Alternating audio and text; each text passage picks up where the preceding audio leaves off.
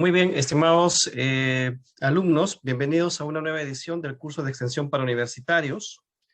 Vamos a dar inicio a nuestra sesión. El día de hoy tenemos una ponencia a cargo de la Superintendencia Nacional de Bienes Estatales, titulada El empleo de tecnologías de imágenes satelitales para la gestión de predios estatales. Esta ponencia va a estar a cargo del ingeniero geógrafo Renzo Guerra Oruna, ingeniero geógrafo con maestría en tecnologías de información geográfica y 3 años de experiencia en proyectos relacionados a teledetección, catastro urbano, cambio climático, gestión de riesgo de desastres, gestión ambiental, ordenamiento territorial y topografía. Entonces, ingeniero, buenas tardes. ¿Se encuentra en sala? Buenas tardes, sí. Muy buenas tardes, ingeniero. Cedo la palabra. El auditorio es para usted. Ya, ok, muchas gracias. Voy a probar la presentación, proyectar la De acuerdo. pantalla.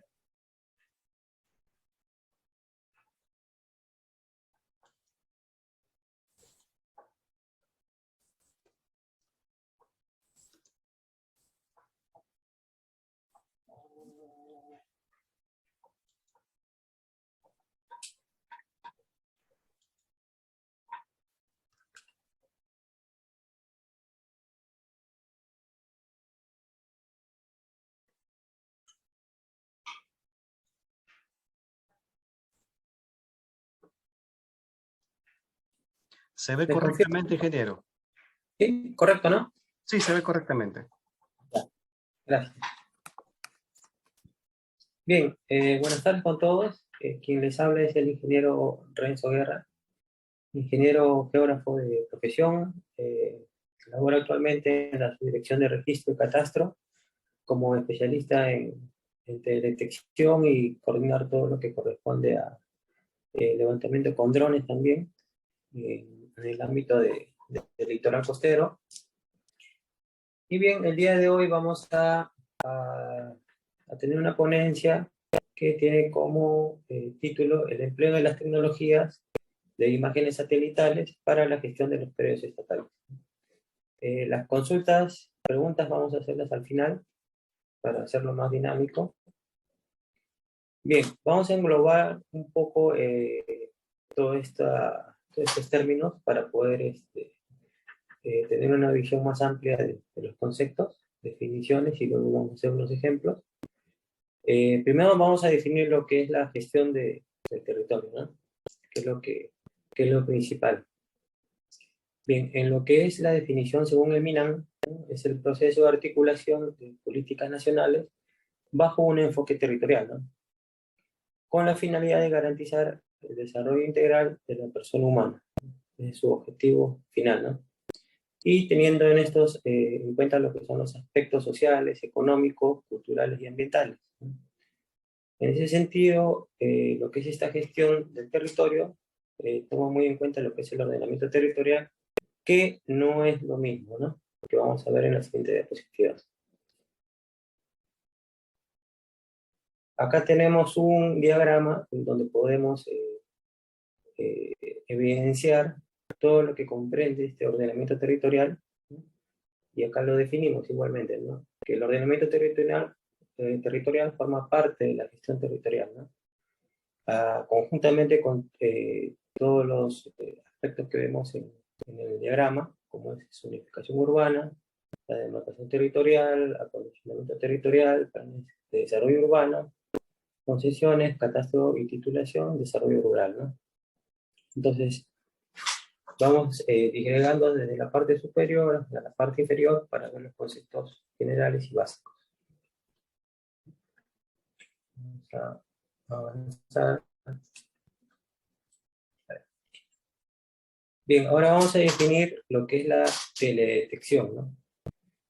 La teledetección, o bueno, también conocida como percepción remota, se puede definir como la capacidad de medir y obtener información a diferentes escalas de un objeto en estudio sin hacer un contacto físico o directo con él, ¿no? Acá en lo que refiere las diferentes escalas, es porque algunos satélites tienen diferentes características de altura, ¿no? Y diferentes calidades de información, ¿no? Y en esta forma, la interacción se realiza mediante sensores aéreos o satelitales, en donde se obtienen fotografías aéreas o imágenes satelitales, ¿no? Esto se realiza a través de lo que es el registro del reflejo o emisión de energía por parte del sensor, ¿no? Que vamos a explicar más adelante cómo es ese proceso, ¿no? Luego, ya posteriormente, esta información que es recopilada se procesa, se analiza y se aplica a diferentes tipos de fines, ¿no? Bien. Una vez obtenido lo que es ya una imagen satelital mediante lo que es la percepción remota, o en este caso un satélite, ¿no? Vamos a tener que tener conceptualizado lo que es un raster, ¿no? Que es un dato raster. En este caso vemos que en su forma más simple, el raster consta de una matriz de celdas a la que se le denominan píxeles. Vamos a... Estos que están acá son píxeles, ¿no? Todos estos cuadraditos, esas celdas. Y cada píxel o cada cuadradito que vemos en la imagen contiene un valor que representa una información, ¿no? Por ejemplo, ¿no? En este caso, acá vemos diferentes colores, ¿no? Que muestran diferentes valores de información, ya sea de radianza, de colores. Por ejemplo, puede ser también en el caso de los modelos digitales de elevación, como son estos, pueden mostrar lo que es un dato de altitud, ¿no? Que, como se ve acá en la imagen del modelo digital de elevación, en la parte más roja es la parte más alta, esta parte de abajo, y la parte verde vendría a ser la parte más baja, ¿no? Entonces, cada píxel que muestra su información va a contener en este caso lo que es un valor de altitud, y luego gráficamente se puede ver como en la imagen, ¿no? Entonces, esa es la composición de lo que es un raster, que puede representarse de diferentes formas. Igual acá los rasters mencionan, ¿no? Que pueden ser imágenes satelitales, ¿no? Imágenes de vuelos aerofotográficos, igual, imágenes RPAS, que viene a ser lo que son las imágenes de dron, o incluso hasta mapas escaneados, ¿no?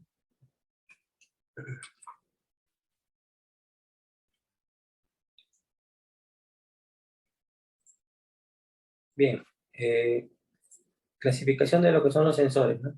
Acá tenemos dos clasificaciones, una que es de las principales, lo que es un sistema de un sensor pasivo y, y lo que es un sensor activo, ¿no? En este caso el pasivo, ¿no? Detecta la radiación electromagnética emitida o reflejada de las fuentes naturales, como por ejemplo lo que son sensores fotográficos, sensores ópticos satelitales, ¿no?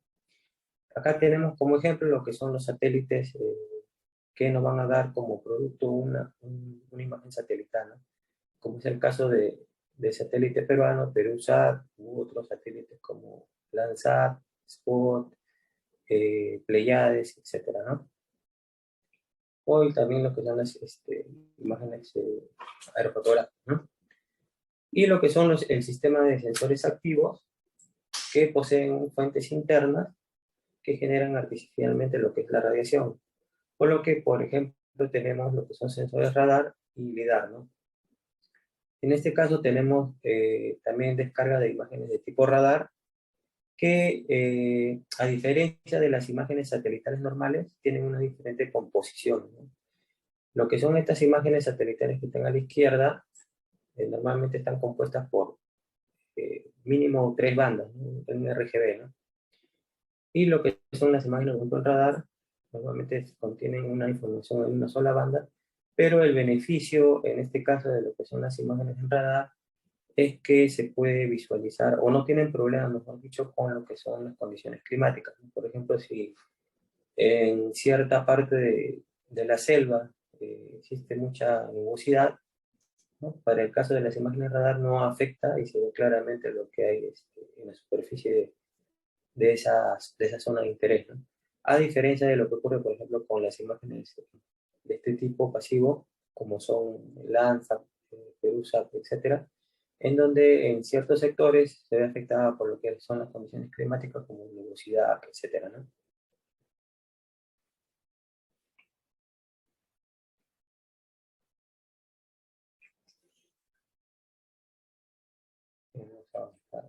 perdón. Otro tipo de clasificación de los sensores, tenemos lo que son los satélites, por ejemplo, en este caso de tipo geoestacionario, con una órbita geoestacionaria, que son aquellos que tienen una misma posición respecto a la Tierra, ¿no? Rotan en forma simultánea, ¿no? Siempre van a tener la misma posición a la vista, ¿no? Y los otros satélites son los de tipo órbita polar, ¿no? Que orbitan la Tierra de polo a polo, ¿no? O sea, básicamente le dan la vuelta a toda la superficie de la Tierra. Bueno, en el caso de lo que son estos satélites de órbita geoestacionaria, tenemos como ejemplo lo que son satélites climáticos para ver todo lo que es el clima, como por ejemplo la Tsunami, o satélites de telecomunicación. Y los satélites de órbita polar, en este caso, vendrían a ser los satélites que mencionamos anteriormente, como Perusat, Landsat, etcétera, ¿no? Que al dar el giro sobre toda la superficie terrestre, pueden obtener imágenes de todos los lados de la superficie, ¿no? Entonces, esta es la diferencia principal entre estos diferentes tipos de órbitas para estos sensores, ¿no? O esta clasificación. Bien, ahora tenemos lo que es los tipos de resolución de los sensores remotos, que también es importante acá definirlo.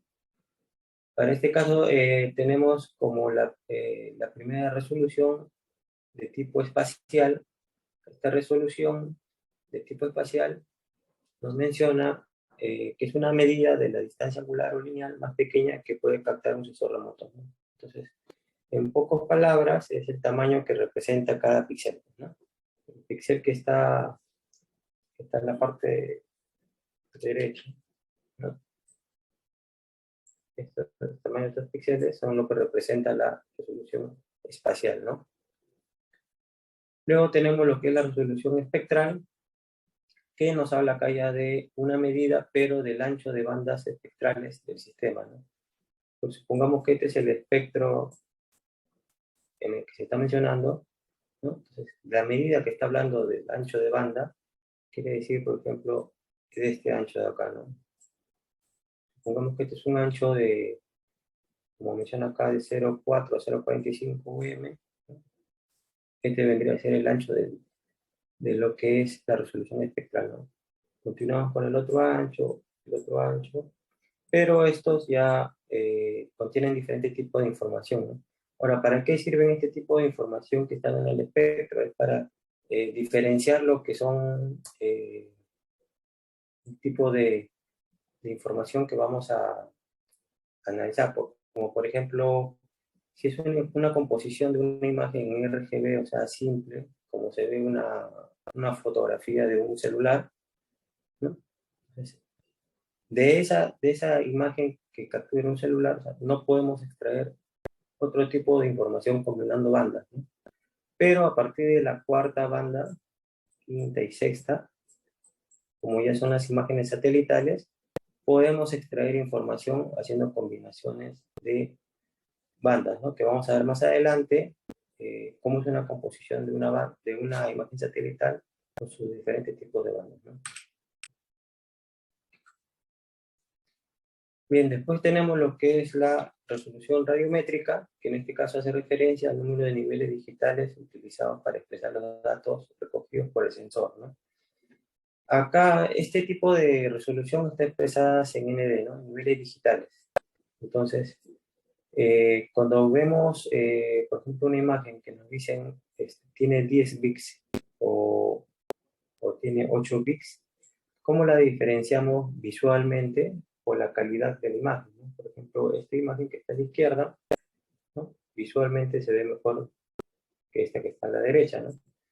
Entonces, mientras que tengamos, por ejemplo, más niveles de bits, la imagen va a tener una mejor visualización o un mejor texturizado para comprender lo que es la diferencia de los objetos que estamos analizando, ¿no? En este caso hay mucha luminosidad que nos permite analizar de repente otros factores, ¿no?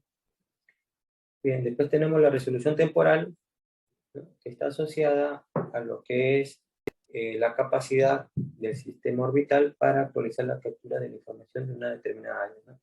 En pocas palabras, es el tiempo que va a demorar el satélite en dar toda una vuelta completa a su órbita, ¿no? En este caso tenemos resoluciones de 12 horas, 16 horas, 8 horas, etcétera, ¿no?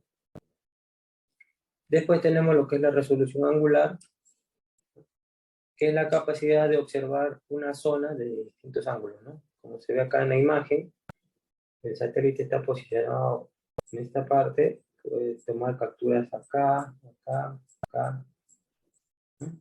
Cuando avance, va a tomar después la misma captura en los mismos puntos, ¿no? Entonces, de este punto se puede obtener dos imágenes que cuando, por ejemplo, tengamos o solicitemos, en alguno de los casos que necesitemos imágenes de este tipo con IDA, si son de dos diferentes posiciones, se llaman imágenes estéreo. Entonces, vamos a tener una imagen de dos diferentes ángulos, ¿no? Pongamos que estos son los satélites. Vamos a tener de esta misma superficie, vamos a tener dos imágenes en diferentes ángulos, que nos va a permitir lo que es hacer un proceso en donde vamos a obtener datos de altitud, ¿no? Que es más o menos la misma conceptualización que se hace con el procesamiento de imágenes con dron, ¿no? La diferencia que acá solamente se hace con dos imágenes, ¿no? En este caso, con dos imágenes se obtiene un modelo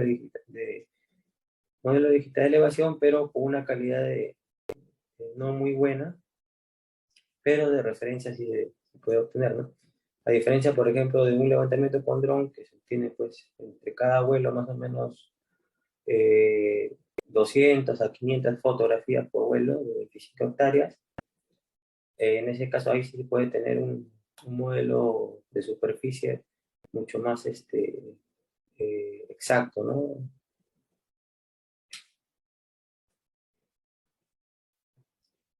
Bien, en esta parte vamos a hablar lo que es la firma espectral. Las firmas espectrales hacen referencia al perfil específico de la rancia emitida por los objetos situados en la superficie de la Tierra, ¿no? Ahora, esta firma espectral vendría a ser una característica de cada objeto de la superficie terrestre, ¿no? Por ejemplo, ¿no? Una firma espectral de lo que es un árbol no va a ser igual a la del agua, supongamos, ¿no? Entonces, eh, ¿para qué nos sirve el análisis o la definición en este caso de lo que es la firma espectral? Para diferenciar lo que son los objetos, ¿no? Acá vemos en el gráfico de abajo, ¿no? Por ejemplo, vegetación, ¿no? Tenemos vegetación, vemos que, por ejemplo, en el espectro del 0406 tiene una pequeña subida y bajada, y luego en el 08 tiene un ascenso bien, empinado, pronunciado, y luego en el 1.4 baja, ¿no? Igualmente, ¿no? Entonces, igual para cualquier tipo de característica o de la superficie terrestre, tiene su definición de su sistema espectral, ¿no? Y ahora, esto, ¿para qué nos sirve? Nos sirve para cuando tengamos una imagen satelital en donde tengamos eh, principalmente esto, lo que es el infrarrojo cercano, que ya no vendría a ser una composición de una imagen simple que es en RGB. En este caso, cuando ya obtengamos una banda más que es en el infrarrojo, vamos a poder obtener lo que es la diferenciación mediante la aplicación de índices espectrales para obtener un mapa en donde solamente podamos cuantificar cuánto es la vegetación. Desde una imagen, podemos extraer de formato raster, extraerlo a formato vectorial para obtener y cuantificar lo que es la vegetación, ¿no? Lo mismo para los otros tipos de superficie, ¿no? Por ejemplo, el agua, de repente la nieve, o incluso para ser más exacto, una vegetación más exacta, ¿no? Diferenciar ya los tipos de cultivos, ¿no? Todos los cultivos no tienen la misma firma espectral, igual también se pueden diferenciar, ¿no?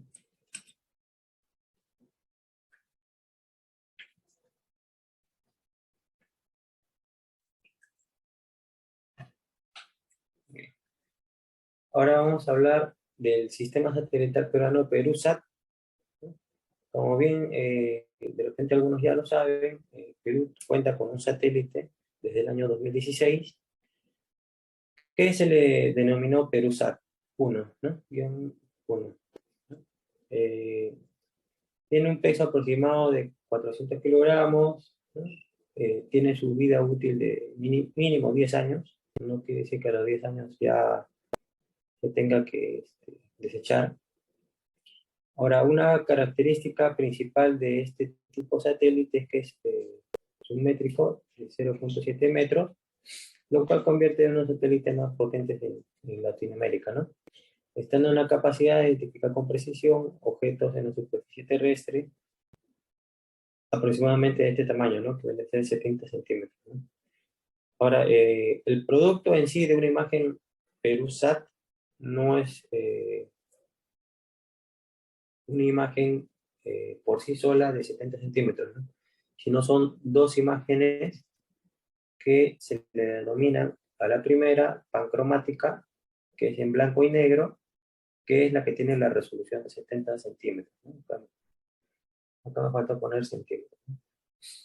Ah, no, sí está. Y la multiespectral, que tiene 2.8 metros, ¿no?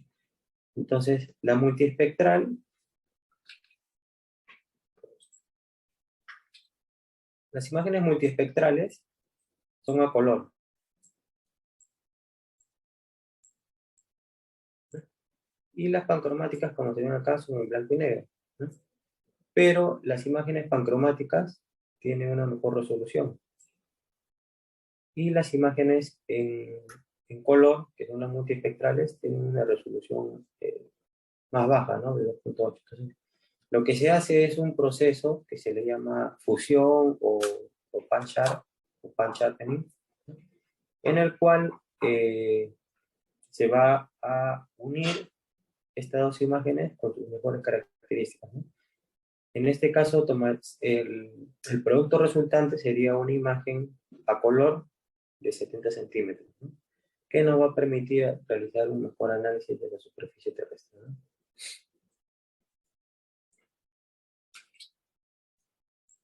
Bien. Otras características de este satélite peruano PeruSat lo vemos en este cuadro, en donde acá se detalla, vamos a ver, lo que les mencioné, la composición de las bandas. Por ejemplo, acá tenemos en el azul, el verde y el rojo, que vendría a ser la composición normal de una imagen, y además lo que es en el infrarrojo cercano y la imagen pancromática, ¿no? Estas son sus longitudes de ondas medias, son las que, eh, como se mencionó, están explícitas en el espectro, y la resolución radiométrica, en este caso de 12 bits, que es muy buena, la resolución temporal igual cada 26 días, la altura de órbita, ¿no? Entre 690 y 75 kilómetros, y el ancho de barrido entre 14.5 kilómetros por 14.5 kilómetros, ¿no? Ahora, esto es variable también, ¿no? Hay imágenes que son más chicas, o escenas se les llama, que son más chicas, ¿no? Capacidad de estereoscopía, o sea, de imágenes en estéreo o triestéreo, si tiene. O sea, si tenemos una zona definida y queremos solicitar una imagen o grupo de imágenes en estéreo, podemos solicitarlo, o en triestéreo, no hay ningún problema, para obtener una información adicional, ¿no? Que sería en este caso de altitud.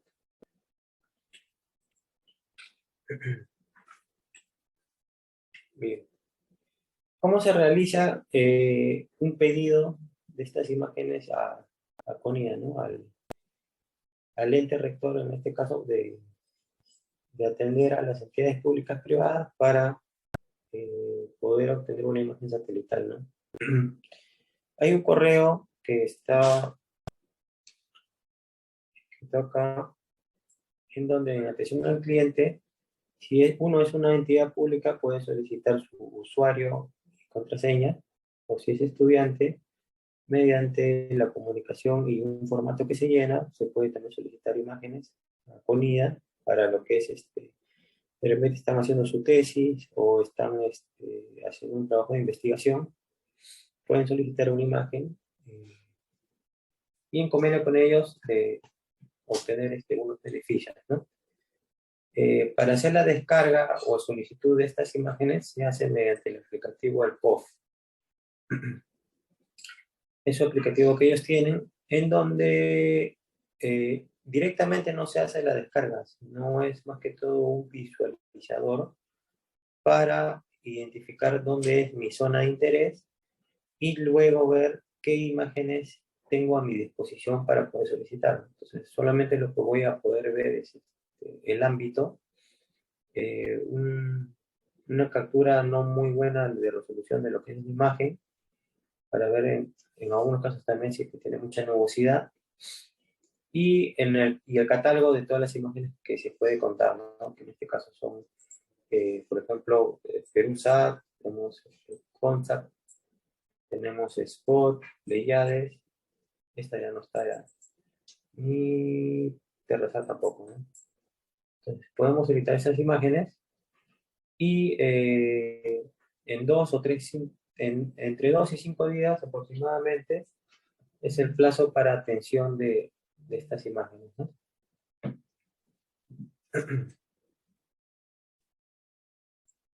Ahora vamos a continuar. ¿Qué es lo que involucra el procesamiento digital de una, por ejemplo, de una imagen Perusat o una imagen Landsat u otro que se tenga, ¿no? Podemos hacer operaciones básicas como importación, exportación, transferir capas, ¿no? Lo que son de formatos de compresión, ¿no? Podemos hacer, por ejemplo, normalmente las imágenes Perusat u otras que las proporcionan con un peso elevado, ¿no? Normalmente, por ejemplo, una imagen Perusat puede pesarte ya procesada en calidad alta, más o menos 4 o 5 gigas, ¿no? Entonces hay procesos para reducir este tamaño, lo que se llaman conversiones a formatos comprimidos, ¿no? Como son, por ejemplo, en JPG 2000, que se utiliza bastante por el tema de la transparencia, ¿no? O en ESW, ¿no? Con formatos, otros formatos de compresión, ¿no? ¿Qué más podemos hacer? Lo que son las correcciones radiométricas, atmosféricas, georreferenciación y ortorrectificación, que no es lo mismo. Realces del contraste, que va relacionado directamente con el histograma de la misma imagen. Aplicación de filtros, que vendría a ser ya, estos filtros ya son predefinidos. Transformación mediante índices espectrales, que es lo que le mencioné de las firmas espectrales. Esto va relacionado con lo que son las firmas espectrales. Clasificación supervisada y no supervisada, también que va relacionado con las firmas espectrales. Y tenemos también lo que son algoritmos para la detección de cambios, que también va relacionado a las firmas espectrales, ¿no? No directamente, pero sí es un entrenamiento que se hace como parte de las firmas espectrales, ¿no? Luego también tenemos lo que son las fusiones de imágenes, lo que le mencioné, que este pan-sharpening era la unión de una imagen multiespectral más una imagen pancromática, ¿no? Que la imagen multiespectral era a color y la imagen pancromática era a blanco y negro, ¿no? Pero la diferencia era que la de mejor resolución espacial era la pancromática, ¿no? Bien, después tenemos lo que son las correcciones de las imágenes, acá ya en forma más detallada, lo que ya hemos mencionado anteriormente, por ejemplo, la corrección radiométrica, en este caso, en algunos casos no es necesaria, si es que una imagen tiene una toma óptima, supongamos de la parte de costa o más pegado de repente a la sierra. Algunas imágenes tienen una buena radiometría, entonces no necesitan este proceso, ¿no? Pero si tenemos una imagen donde no se ve, no tiene bien definido lo que son los colores, se le aplica esta técnica de corrección radiométrica, ¿no? Que modifica los niveles del ND original, los niveles digitales originales, para obtener un mejor producto, ¿no? Después tenemos lo que es la corrección geométrica, que en este caso se refiere a cualquier cambio de posición que ocupan los píxeles, ¿no? En la imagen original, ¿no? Entonces, este proceso involucra mover, girar la imagen, ¿no? Para llevarla a una posición más real, ¿no? O exacta, ¿no? Luego tenemos lo que es la corrección atmosférica, que acá sí tenemos un gráfico, en donde acá claramente vemos que la imagen de la izquierda está afectada por lo que es una gran cantidad de nubosidad, pero mediante lo que es la eliminación de estas perturbaciones atmosféricas, se puede llegar al mejor de los casos a este, ¿no? No siempre, ¿no? Bien. Lo que es la corrección, en este caso geométrica, acá vamos a disgregarla, en este caso como georreferenciación y la ortorrectificación, ¿no? En el caso de la georreferenciación, ¿no? Acá nos dice que es el proceso de asignar coordenadas de mapa a datos de imagen, ¿no? En este caso, la georreferenciación en este caso debería ser en 2D, ¿no? Solamente en X y Y, ¿no? En dos datos. Y la ortorectificación, ¿no? Forma parte de la rectificación que permite hacer una corrección por desplazamiento por los relieves, ¿no? E implica la inclusión de un modelo digital de elevación, ¿no? Que es lo principal, que acá ya sería ya una modificación o un desplazamiento, supongamos en 3D, ¿no? Digamos. Porque acá ya involucra lo que es X, Y y Z, ¿no? Ahora este Z, ¿a qué se refiere? Al modelo digital de elevación, ¿no?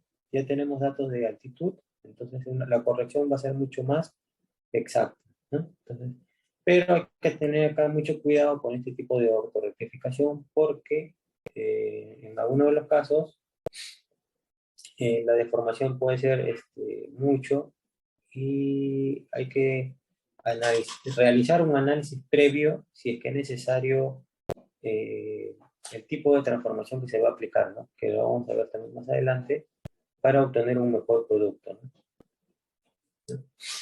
Bueno, y estas son unas casuísticas en donde se puede hacer este tipo de procesos, en donde, por ejemplo, tenemos puntos de control de campo, que son estos puntos de control de campo son obtenidos mediante equipos geodésicos de alta precisión,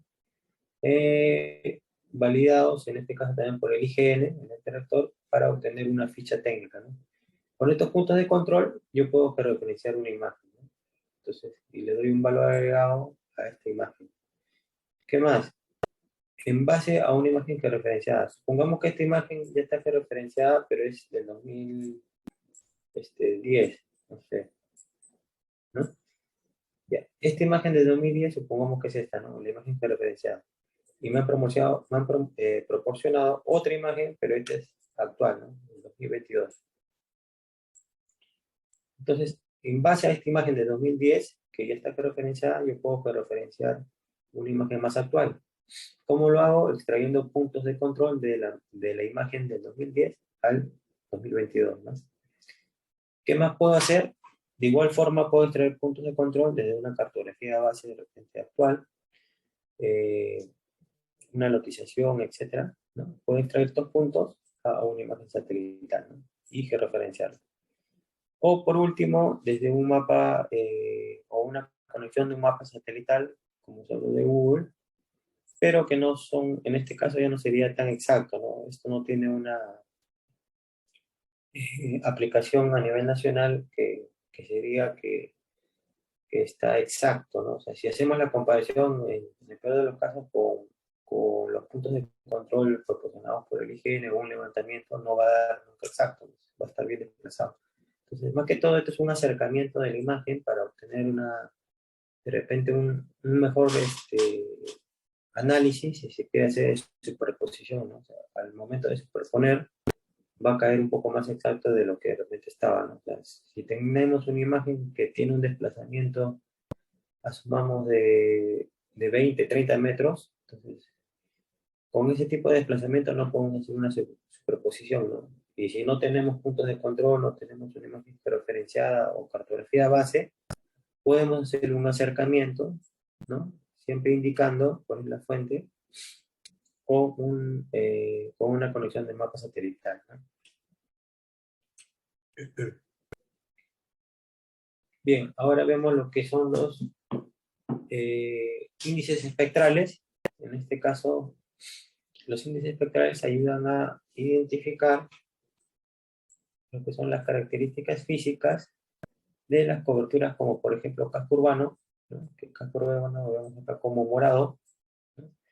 Vegetación, ¿no? Acá tenemos los tipos de vegetación, agua, etcétera, ¿no? Esto calculado a partir de la reflectividad en diferentes bandas, ¿no? Para la aplicación de estos índices es necesario la combinación de las diferentes bandas espectrales, ¿no? Que es lo que ya se mencionó anteriormente, ¿no? Mediante la combinación de las bandas espectrales se puede obtener productos como este, a la derecha, en donde se realce lo que es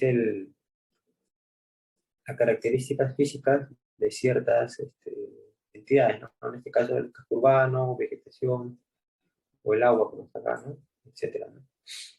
Entonces, mediante esta aplicación de índices podemos obtener este tipo de imágenes que también posteriormente se pueden convertir a vector.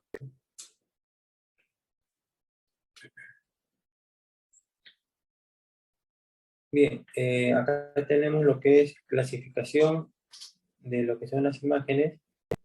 Acá decimos que la clasificación responde a la idea de que se pueden establecer límites precisos entre las respuestas espectrales de unos píxeles y otros, ¿no? Siendo, siendo lo, en este caso, vamos a ver primero lo que es la clasificación supervisada, ¿no? Y luego la clasificación no supervisada, ¿no? Para lo que es la clasificación supervisada, se basa en el entrenamiento de áreas ya definidas por el usuario, ¿no? Supongamos que esta es la imagen que yo voy a trabajar y yo quiero extraer de esta imagen lo que es la vegetación, agua y rocas, ¿no? Como ven acá, ¿no? Entonces, yo tengo que hacer un muestreo, supongamos que dice A, muestreo A, hago un pequeño polígono de lo que es el agua. Luego quiero agricultura, ¿no? B, también hago un pequeño polígono de lo que es agricultura y rocas o zonas de suelos, otro polígono definiendo exactamente lo que es esa área, ¿no? Esas áreas se denominan áreas de entrenamiento, ¿no?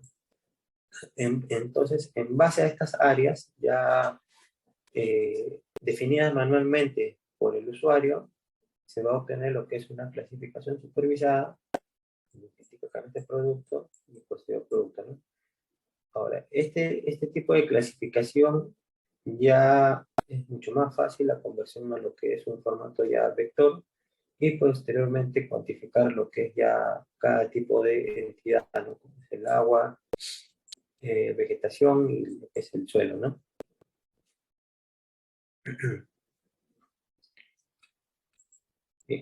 Y la clasificación no supervisada, acá no vamos a necesitar lo que es realizar lo que es los muestreos.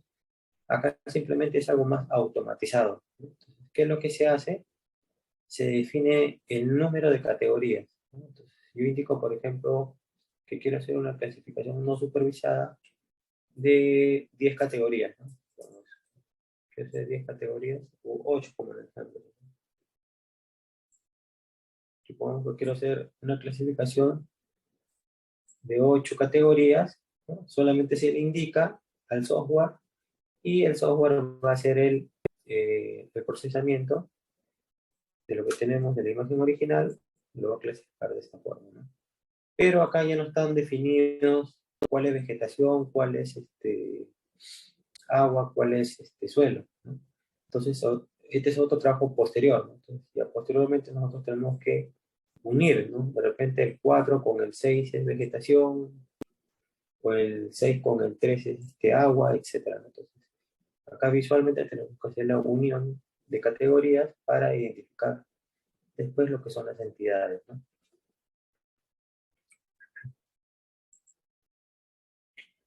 Acá tenemos otro ejemplo, bueno, en este caso de supervisada, en donde se ha clasificado, por ejemplo, esta imagen,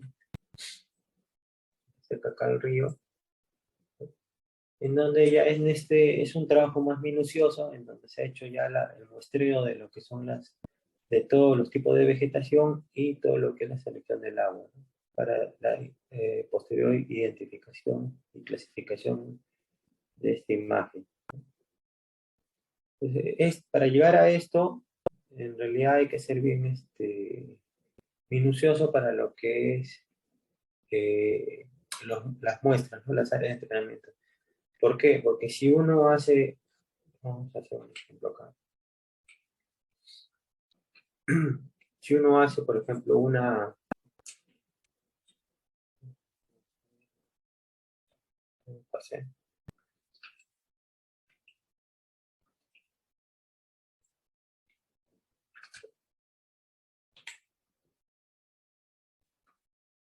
si uno hace, por ejemplo, un muestreo, supongamos un polígono de un área de entrenamiento de este tipo, ahí estamos haciendo un mal trabajo, ¿no? Porque estamos haciendo la selección de dos diferentes entidades, ¿no? Entonces, este es el tipo de error que nos va a permitir de repente hacer una buena clasificación, ¿no? Entonces, en este caso, por ejemplo, debería ser algo así. Este es un muestreo, este es otra zona de muestreo, ¿no? En el agua igual, ¿no? Este es otro, ¿no? El tamaño en realidad no importa, ¿no? No, lo que importa es lo que contiene el polígono, o sea, no mezclar diferentes tipos de textura de la imagen, ¿no? Sino ser algo homogéneo. Bien, luego tenemos otra técnica de procesamiento, se llama segmentación automática, que es una técnica para intentar evitar los problemas que es la clasificación, lo que ya se ha mencionado anteriormente, que es de píxel a píxel. Esto es algo automatizado, ¿no? Emplea lo que son algoritmos de procesamiento raster para obtener coberturas en formato vectorial. Entonces, ¿qué quiere decir? Que acá va a ser algo directo, ¿no? Va a ser desde una imagen la va a pasar a vector, ¿no? Pero acá sí se tendría que analizar bien lo que es el producto final, porque al igual no va, o sea, al producto final que es un vector no va a diferenciar las categorías, no va a diferenciar cuál es vegetación, cuál es agua, cuál es suelo, etc. Entonces, en el postproceso se va a tener que unir las categorías para llegar a este objetivo, ¿no? Entonces, si lo ven de alguna forma, eh, ¿cuál es el camino más rápido? Se tendría que analizar con un ejemplo específico, ¿no? Si es por el lado de la clasificación de píxel a píxel o por una segmentación automática, ¿no? Entonces, muchas veces algunas personas lo hacen mucho más rápido por lo que es una clasificación de la práctica, o en el caso de la segmentación, si es que es una zona de repente que no tiene eh, mucha diferenciación en lo que es sus entidades, este sería el camino más rápido, ¿no? Hacer una segmentación automática, ¿no?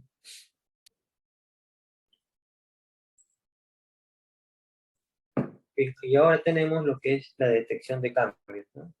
La detección de cambios, en este caso, para este ejemplo, acá lo que estamos viendo es un DCM, un modelo de superficie del 2009 y un modelo de superficie del 2011, ¿no? Entonces acá vemos en lo que está cerrado en esta área, que es la misma posición de esta área,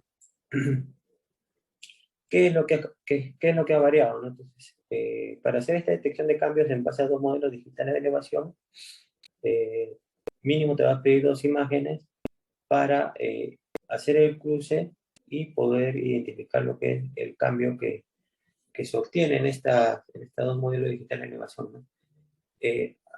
A diferencia de lo que es con una imagen satelital, en el caso de lo que son los modelos digitales de elevación, lo va a hacer de una forma más sencilla, ¿no? Porque cuando es una imagen satelital, hay que hacer un preproceso para llegar a esto, ¿no? Hay que verificar que sí o sí las dos imágenes estén posicionadas correctamente, ¿no? Que no tengan un desplazamiento entre ellas. ¿Qué quiere decir? Que cuando yo abra las dos imágenes, mi punto A se ubique en el mismo sitio de la imagen A y la imagen B, pues, supongamos, ¿no? O el punto 1 se ubique en el mismo lado en la imagen A y imagen B, ¿no? Para ser más específico, ¿no? Ese es en el caso de lo que son las imágenes satelitales, porque muchas veces no son del mismo sensor, entonces no tienen el mismo posicionamiento, ¿no? Para lo que son los modelos digitales de elevación, en este caso es de repente un poco más sencillo y se tiene este tipo de productos, ¿no? Bien, acá tenemos, por ejemplo, lo que se mencionó, lo que corresponde a una imagen satelital. En imagen 1, acá no vemos nada dentro del círculo, ¿no? Y en imagen 2 ya vemos lo que es una estructura, ¿no? Entonces, al hacer ya este tipo de proceso, automáticamente detecta lo que es el cambio, ¿no?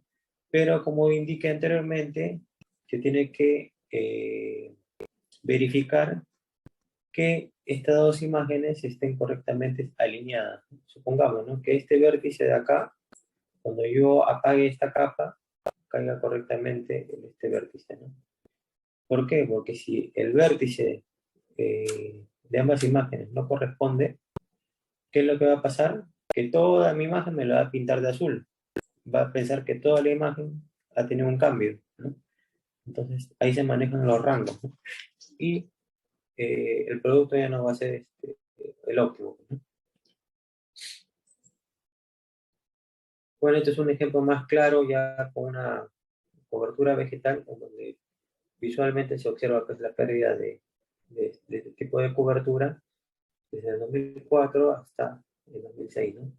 Esta detección de cambios es muy usado para lo que es la deforestación, para lo que es, por ejemplo, el cambio climático, lo que es en la parte de los glaciares, se observa lo que es el retroceso glaciar. Entre cada más o menos periodos de 4 o 5 años se puede observar ese tipo de retroceso glaciar y hacer el análisis respectivo, ¿no? También en lo que son los cuerpos de agua, como son lagunas, formación de lagunas nuevas, ¿no?, también. Y en otros tipos de investigación o que involucre cambios significativos, ¿no?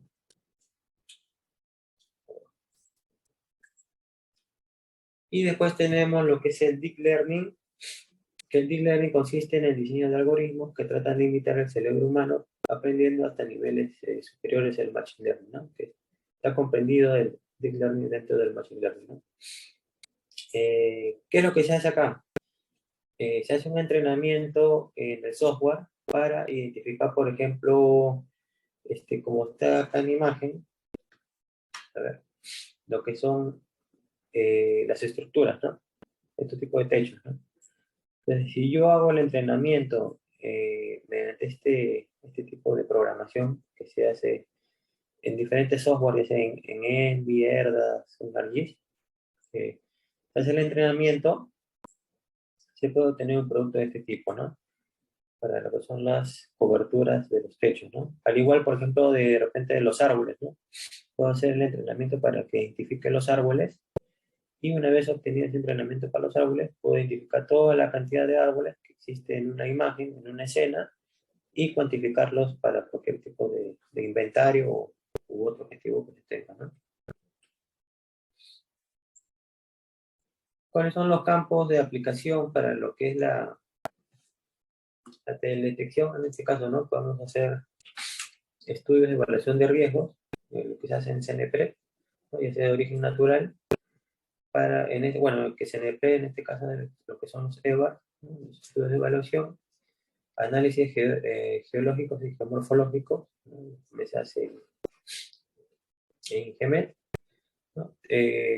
Análisis de lo que son temperaturas superficial del mar, turbidez o continuo de contaminantes también en el mar, ¿no? Balances hídricos en la cuenca, estimación de la producción agrícola, ¿no? Conocer vigilancia epidemiológica de vectores, control de la deforestación, se eliminan una agricultura de precisión, que es acá lo que indicaba diferenciar lo que son los tipos de cultivos. Análisis multitemporal de expansión urbana, podemos analizar en un periodo de 10, 20 o 30 años cuánto ha sido la expansión urbana en una zona de interés, planificación urbana de igual forma, ¿no? Seguimiento ambiental.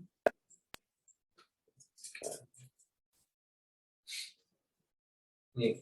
Y acá les dejo unas páginas para lo que son páginas de interés, por ejemplo, para descarga de imágenes satelitales gratuitas, ¿no? Podemos descargar de Explorer para descargar lo que son modelos digitales de elevación, ¿no? Podemos descargar de Alaska, que son de acá podemos descargar lo que son los modelos digitales de elevación de ALOS PALSAT, que tienen una resolución de 12.5 metros.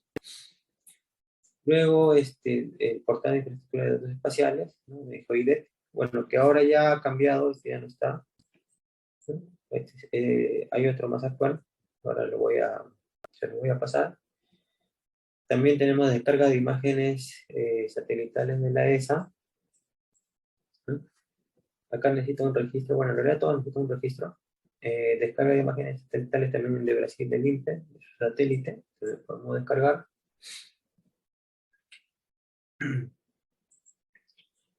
Bien, ahora vamos a ver un pequeño ejemplo en QGIS de lo que corresponde a una conexión de datos que se llaman XYZ tiles, para tener conexión de mapas satelitales, mapas de calles, etc., ¿no? Mediante la conexión de estos mapas, pues, nos permite pues, superponer con cartografía o con imágenes satelitales que tengamos para validar si que en realidad están posicionadas correctamente, ¿no? ¿Cómo se hace ese tipo de conexión?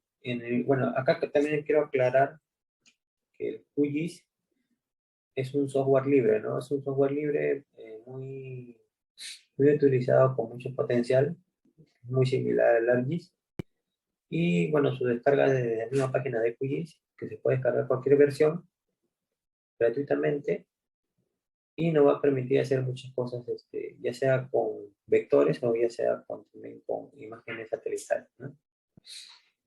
Bien, continuando, en el panel izquierdo tiene una opción que dice XYZ Tiles, en donde se hace una conexión nueva y se copian estos dos datos, ¿no? El primer dato es un dato que nosotros vamos a colocar indistintamente, ¿no? Entonces, el nombre que nosotros queremos colocar a la conexión del mapa, ¿no? En este caso, como es el satélite de Google, le colocamos el mismo nombre para poder identificarlo, ¿no? Y lo que colocamos abajo es el URL de conexión, ¿no? Una vez hechas esas dos conexiones, vamos a poder visualizar de esta forma lo que es los mapas que vemos en el celular de Google Maps, igual, ¿no? El mapa de calles o el mapa satelital. Ya, este ejemplo lo vamos a ver en el QGIS.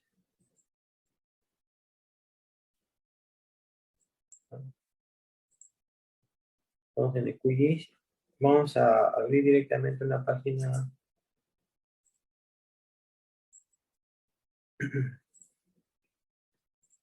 Vamos a poner QGIS.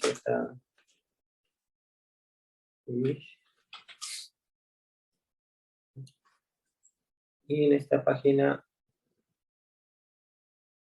acá nos va a salir todo lo que son las conexiones que podemos hacer, ¿no? Por ejemplo, este es el OpenStreetMap. Tenemos igual acá OSM y acá tenemos lo que son de Google, ¿no? Entonces, para el ejemplo vamos a agregar el de satélite de Google. Copiamos el URL y vamos al QGIS. Y en el QGIS vamos a ir a la opción que dice XYZ Tiles, conexión nueva, copiamos el URL y arriba vamos a colocar el nombre.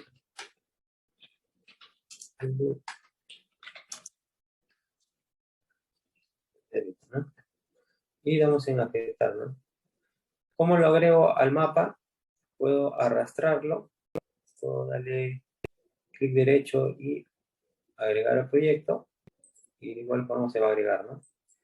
Y acá se va a agregar lo que es la conexión de estos mapas, ¿no? Ahora este mapa no tiene etiquetas, ¿no? Es un mapa satelital puro. Podemos agregar el que es con etiquetas también, que es el de acá. Dice Google híbrido, dice. Entonces, este también podemos copiarlo. En las conexiones, vamos a hacer una conexión nueva. Y vamos a ponerle híbrido, ¿no? Y esta capa la apagamos y vamos a abrir la de Google híbrido, ¿no? Entonces vamos a abrirlo, por ejemplo, este de la otra forma, que era haciendo doble clic o arrastrando. Y acá tenemos el mapa igual satelital, pero con las etiquetas, ¿no? Etiquetas de calles, de distritos, etc. Y por último vamos a agregar también el de calles, ¿no? Vamos a agregar el mapa de calles.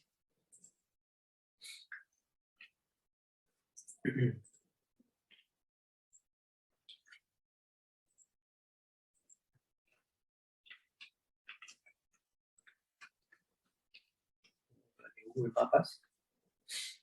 Y le damos a aceptar, ¿no? Y apagamos esta capa para poder visualizar el de calle. Le damos doble clic y nos sale el mapa de calle, ¿no? Y así tenemos ya todos los mapas para poder hacer una superposición de lo que queramos analizar, ¿no? Regresamos a las diapositivas y vamos a sacar la última. Que acá vamos a ver lo que es un ejemplo de georreferenciación. Bueno, en este caso sería de georreferenciación y ortorrectificación, porque vamos a introducir lo que es el dato de altitud, ¿no? Y el ejemplo que vamos a hacer va a ser en QGIS con una imagen PeruSat del año 2020, si no me equivoco. Y vamos a referenciarla con puntos de control, ¿no? Vamos a hacer el ejemplo, pero solo con un punto de control para que no se demore mucho. Y acá vamos a ver un poco de los botones que se utilizan para lo que es la georreferenciación. Por ejemplo, los botones básicos, en este caso sería estos tres botones de acá, que son para la inserción de los puntos de control, ¿no? Este primero se agrega los puntos, si es que me equivoco, con este lo borro, o si no deseo borrarlo y moverlo, es con el siguiente, ¿no? Estos son buenos para moverse, desplazarse. Ahora, si que yo tengo ya trabajado puntos de control e insertados, supongamos 10 puntos, y deseo guardarlos, es con este botón guardo mis puntos de control. De repente para otro día agregar de repente más puntos y volver a procesarlo o corregir. Y con este botón de la izquierda abro mis puntos que ya tengo guardados, ¿no? Ahora, con esta tuerca amarilla es donde se configura el tipo de georreferenciación que se va a realizar, el sistema de posicionamiento, el sistema de referencia, que está en UTM, en gráficas, y la zona 17, 18, 19, que corresponde a Perú, se configura en esta parte. Una vez que se termina todo, este es el botón para iniciar la georreferenciación. Se da el inicio a la georreferenciación. Bueno, y el botón principal es este, que es para agregar la imagen que voy a referenciar, ¿no? Con este es el primer paso, por cierto, ¿no? Este es el botón 1 que vamos a hacer, ¿no? Para agregar la imagen. Bien, vamos a abrir el QGIS. Vamos a abrir una imagen 2020, sí, 2020.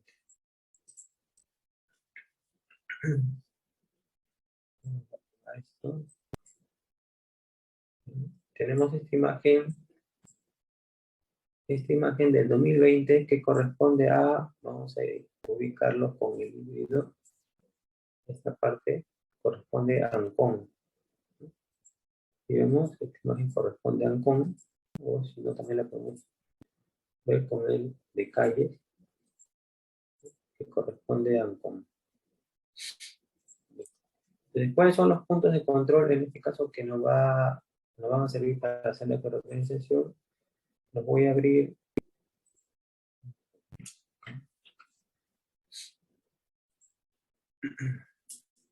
Voy a abrir los puntos de control.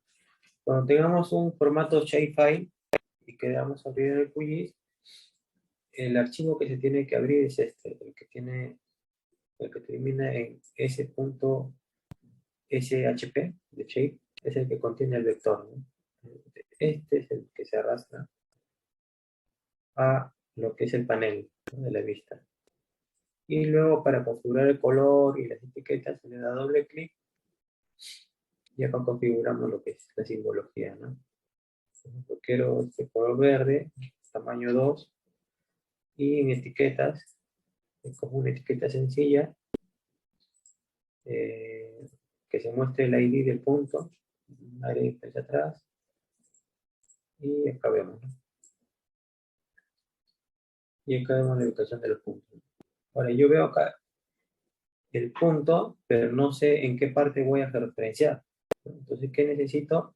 La ficha técnica de este punto. Entonces, la ficha técnica de este punto, también la tengo acá. Ahora este punto, por ejemplo, es el PA01. Es este de acá. Y acá vemos que el PA01 está ubicado en la losa, en la parte izquierda, ¿no? En la esquina del vértice izquierdo. Entonces, si vemos, este punto PA01, no corresponde ahí, sino corresponde acá. Ahí debería estar ubicado, ¿no? Entonces, ese es el proceso que se va a hacer, ¿no? Ubicar este punto a su posición real, ¿no? Al igual que los demás puntos, ¿no? Todos los puntos que tengamos sobre esta imagen, ¿no? Entonces, ¿cómo se agrega un punto? Vamos a hacer de la siguiente forma. En complementos, en la parte de administrar e instalar complementos, si es que lo abrimos por primera vez en QGIS, tenemos que tener instalado un complemento que se llama el georreferenciador, ¿no? Que es este, ¿no? Si es que no lo tenemos instalado, en la parte inferior nos va a salir instalar, ¿no? Se instala y luego se cierra, ¿no? Y para abrirlo, podemos ir a la pestaña de raster y verlo en la tercera línea, ¿no? Que dice georreferenciador. Le damos clic y estamos en la pantalla del georreferenciador. Agregamos nuestro raster. Que sería este.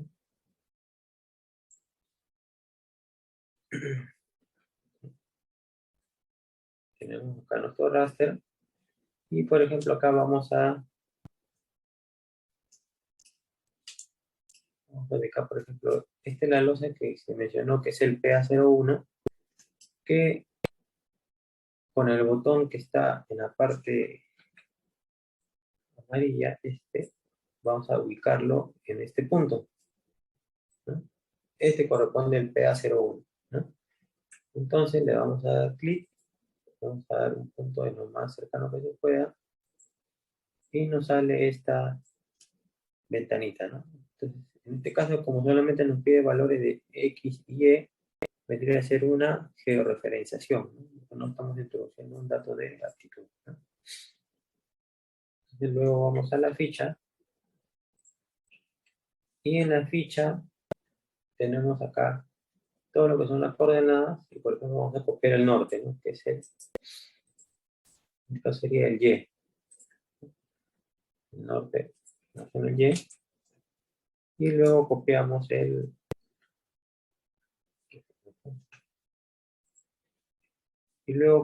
este, que es el X, ¿no? Pegar. Copiamos estos valores y damos a aceptar, ¿no? Y automáticamente se agrega el punto, ¿no? De esta forma, se tienen que agregar todos los puntos que se tengan sobre toda la imagen para realizar la georreferenciación, ¿no? Para no hacerlo tan largo, voy a agregar los puntos que ya están guardados, y este punto vamos a borrar. Lo borro, y con el botón que les indiqué de abrir puntos de control,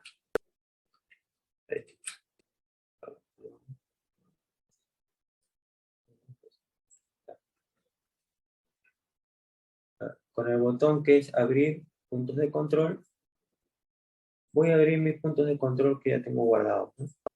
Automáticamente se agregan mis puntos de control sobre toda la imagen, ¿no? Entonces ya ahorré este proceso, y con el botón de configuraciones vamos a configurar el tipo de transformación, ¿no? Acá es lo que les mencioné, los tipos de transformación. Tenemos todos estos tipos: lineal, germen, polinomial, ¿no? Spline, proyectiva, ¿no? Si nuestra imagen no está, o está desplazada, supongamos en 2 metros, 1 metro, pero algo equidistante, simplemente necesitamos lineal, ¿no? Pero si la imagen está deforme, tenemos que aplicar transformaciones de tipo polinomial, ¿no? Dependiendo del grado de deformación, se va aplicando superiormente, ¿no? Polinomial 1 no es tan deforme, hasta llegar a polinomial 3, porque está muy deforme la imagen, ¿no? En este caso lo vamos a hacer en lineal. Lo que es el método, si lo dejamos en el vecino próximo. Este tipo de sistema de referencia lo tenemos que tener ya predefinido, ¿no? Dependiendo de donde estemos trabajando. En este caso, como es Lima, es zona 18 sur de UTM, guardar los puntos de control y aceptar. Automáticamente, cuando doy en aceptar, en la tabla abajo se agregan los valores residuales para la georreferenciación. Entonces simplemente ya quedaría darle comenzar.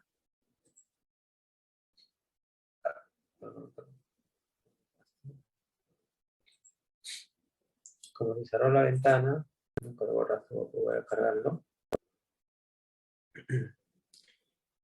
Voy a cargar el raster y voy a cargar los puntos. Y volver a confirmar todo lo que es este. Este es el nombre de salida. Es el mismo nombre, solamente que va a tener el sufijo modificado, ¿no? Ahora sí, damos en aceptar y vamos a correr la georreferenciación. Entonces le damos en el botón verde, va a correr la georreferenciación y va a salir un mensaje de georreferenciado correcto, ¿no? Ya con este mensaje quiere decir que ya se georreferenció correctamente.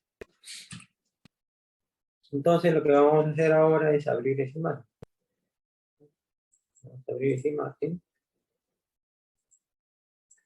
que debe estar grabada en la misma carpeta, ¿no? Acá tenemos la misma imagen que está agregada con el mismo nombre, solo con el sufijo modificado, ¿no? Entonces la arrastramos y vamos a visualizar, ¿no? Vamos a ponerla debajo, vamos a apagar las dos imágenes para que se note la diferencia. Vamos a abrir la imagen sin georreferenciar. Esta es la imagen sin georreferenciar. Vemos que está desplazado el punto de la losa, ¿no? Y si abrimos la imagen ya georreferenciada, vemos que ya está correctamente ubicado el punto PA01, ¿no? Al igual que los demás, ¿no? Entonces, ese es el proceso que se realiza para lo que es una georreferenciación con puntos de control, ¿no? Y bueno, eso sería todo por el día de hoy. En la parte inferior está mi correo para cualquier consulta que tengan posterior a la presentación, ¿no? Bueno, muchas gracias, ingeniero. Gracias por haber compartido sus conocimientos, habernos informado un poquito más las dudas que por lo menos a mí me surgía acerca del uso satelital. Y vamos a dar paso a nuestras preguntas. Entonces, espero a los alumnos, por favor, levanten la mano para hacer las preguntas a nuestro especialista.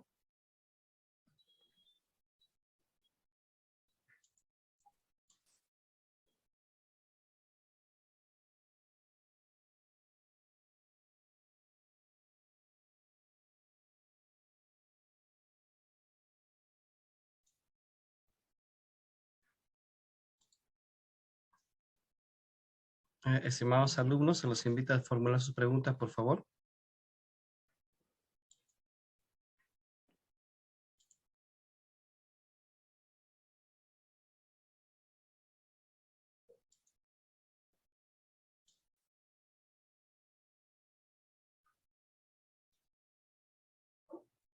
A ver, ingeniero, ¿me escucha?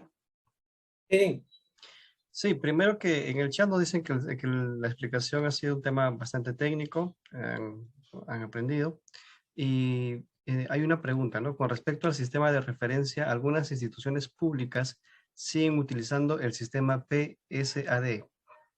¿Esto es igual dentro de la SBN? bueno, nosotros no hacemos un levantamiento, en este caso en Catastro. Eh, bueno, los levantamientos que hacemos con drones son WGS84, ¿no? El datum oficial, ¿no? Pero la cartografía recolectada que tenemos, en algunos casos sí está en PESAP, ¿no? Porque así está registrada en la SUNAR, ¿no? Entonces, para esos casos, nosotros no podemos hacer una reproyección de esa cartografía, ¿no? Sino se le da el tratamiento tal cual como está su dato, ¿no? En este caso, ¿no? Eh, ¿Tendrán alguna otra pregunta, estimados? Bueno, muchas gracias, señorita Tania. Y dice, ¿y qué softwares están usando para realizar las clasificaciones supervisadas? Porque me pareció que mostraron una imagen usando ENVI, pero hay otras Sí, tecnologías como GEE. sí, en realidad en el tema de software existen dos opciones, el software libre y tenemos el software licenciado, ¿no? Para el tema de software licenciado, una de las mejores opciones, pero que es también una de las más caras, es Lerdas y Magic, ¿no? Lerdas y Magic es el software más completo que existe en el tema de teledetección, ¿no? Ahora, a la par más o menos está Envy, ¿no? Envy también que trabaja con telemática, también es muy usado para el tema de teledetección. Ya tienen algoritmos predefinidos para realizar ciertos trabajos, ¿no? Y por ejemplo, en lo que es software libre, yo le recomiendo mucho lo que es en el QGIS, ¿no? O lo que mencionan en el chat, ¿no? También Google Engineer, ¿no? Se pueden trabajar muchas cosas principales para hacer clasificaciones, cosas básicas, etcétera, ¿no? Pero ya para un tema de repente de programación o de deep learning, sí, sí necesita ya un software más robusto, ¿no? Con más potencial. Muy bien. A ver, damos unos segundos más si se formula alguna. Muchas gracias, indica la alumna por haber respondido a su pregunta. Bueno, estimados alumnos, ¿ustedes tienen alguna pregunta más hacia nuestro especialista, por favor?